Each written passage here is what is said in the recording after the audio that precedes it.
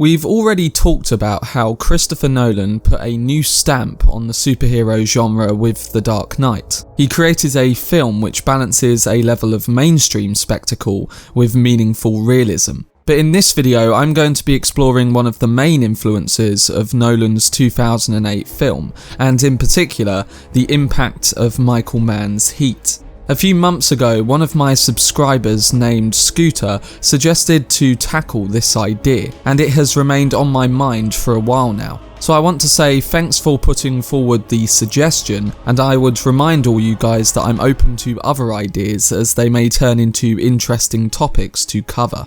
But this video essay continues my Christopher Nolan Marathon, where I create content on every film in the director's filmography, including Tenet when it releases later this year. During the build-up, I will also be covering news and information surrounding Christopher Nolan's latest film. To stay up to date with all of these videos, then subscribe to the channel and turn on your notifications. Also, if you enjoy it, remember to leave a like rating. Let's dive into the influence of Heat on The Dark Knight.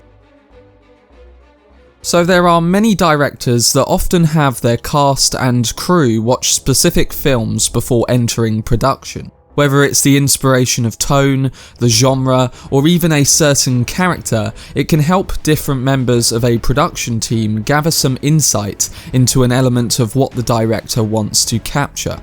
With Batman Begins, Nolan famously screened Ridley Scott's Blade Runner, as he wanted to display to his team the approach he had for creating the film's visualization of Gotham. Nolan has done the same for all of his films thus far, but Tenet seems to be the only one breaking this tradition. However, with The Dark Knight, Nolan kept this approach before production began on the film, and in particular, he had his production heads watch Michael Mann's Heat. Now, of course, there are obvious parallels like the bank robberies that open both films, or the concept of a small, unofficial military force operating within the limits of a major metropolis. But it wasn't necessarily the specifics of plot and character that made Nolan interested in these different elements. Christopher Nolan himself has stated that he always felt that Heat was a remarkable demonstration of how you can create a vast universe within one city and balance a very large number of characters and their emotional journeys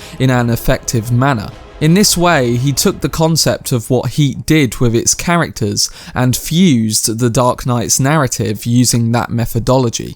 There's also a strong visual presence which was inspired by the film, and when rewatching Batman Begins and The Dark Knight, you can clearly see the difference between how the production on both films helped to create that separation. In Batman Begins, there was a bigger use of sets and miniatures to create Gotham City, whereas in The Dark Knight, there was a bigger focus on capturing the action scenes in the real streets of Chicago. There were, of course, miniatures used in certain shots of the film, but the city skyline of Gotham definitely portrayed an alteration in Nolan's methods. It's the idea that both Nolan and Mann strive for approaching the correct strategy when it comes to world building and setting up a narrative which thrives within a realistic setting.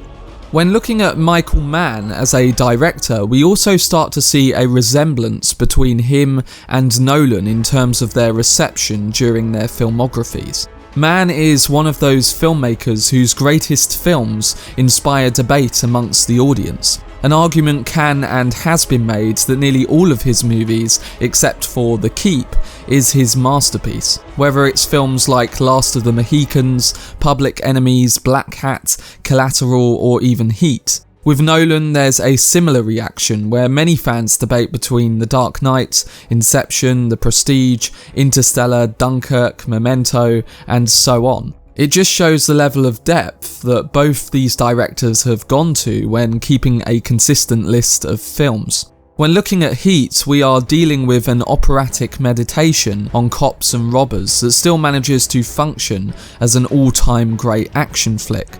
Like his 1995 film, they all mostly tend to make use of large casts in intersecting spheres and self-contained universes. The Dark Knight also famously applied a relating approach, tackling the mental battle between a crime fighter and a criminal while boasting a huge cast and unforgettable action set pieces. But like Heat, it also took an intellectual path in the glory of the big blockbuster format to apply its narrative to a variety of audiences.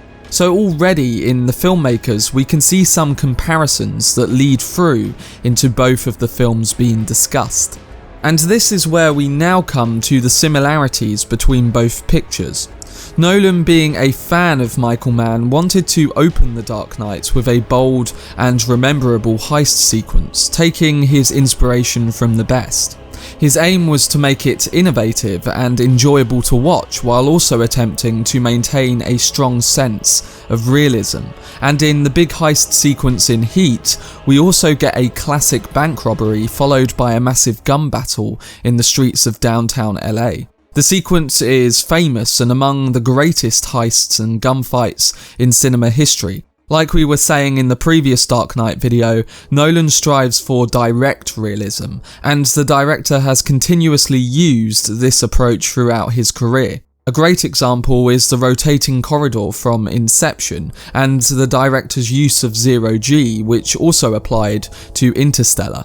Where in these films he applied an element of illusion in the practical filmmaking, The Dark Knight was very direct and, as we've said before, a heightened example of realism when it comes to comparing the film alongside Batman Begins. But The Dark Knight and Heat both start with bold crimes backed by competent crooks. In The Dark Knight, the Joker and his crew take down a mob-supported bank, and in Heat, Neil McCauley and his gang knock over an armoured car to steal bearer bonds. Nolan's film also gives a nice nod to the influence of Mann's opening scene through the actor William Fincher, who plays both the bank manager in The Dark Knight and also the owner of the bearer bonds in Heat.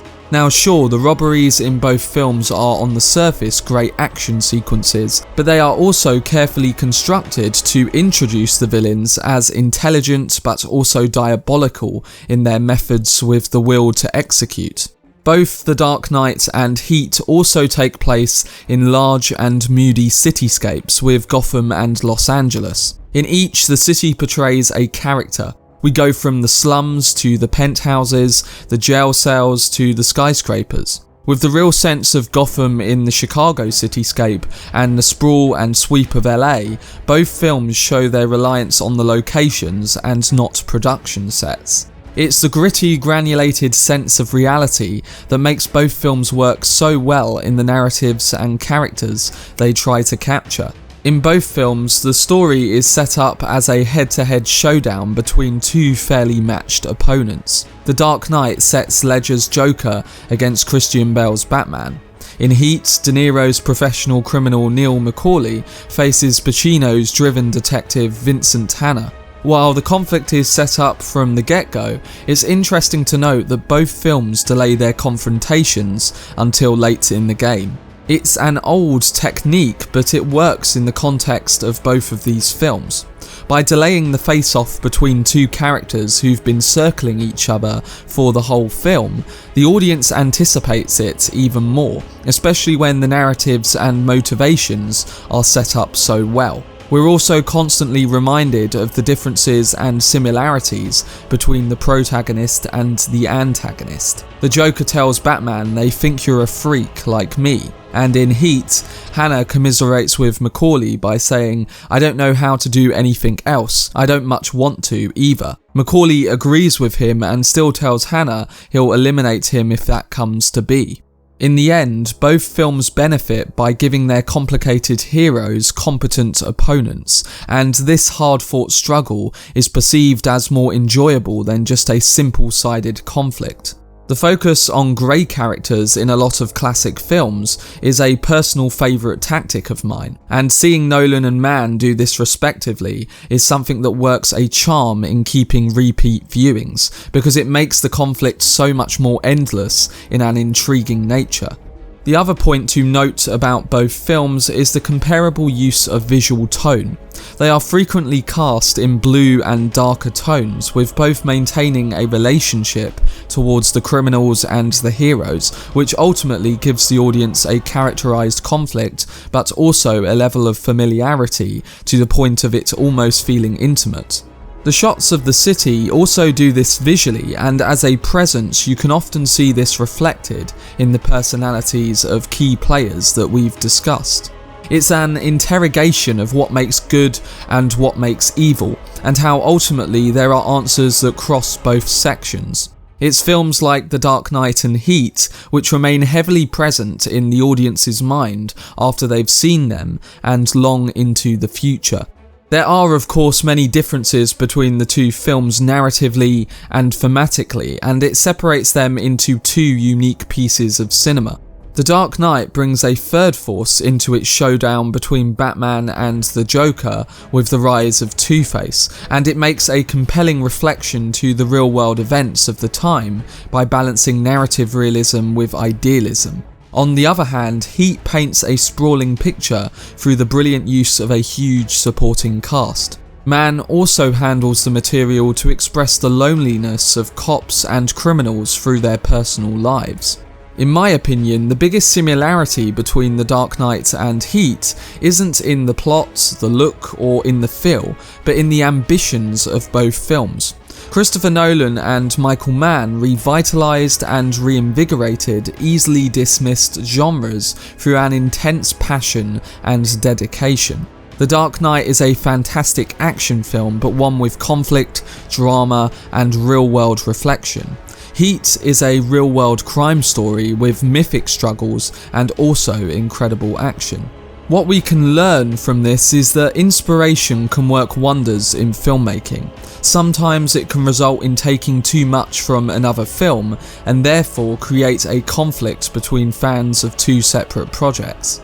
But this example is one that shows how a director can be influenced by an impactful film and build upon that structure, creating one which sets its own benchmarks in many different genres. This is what all great directors do.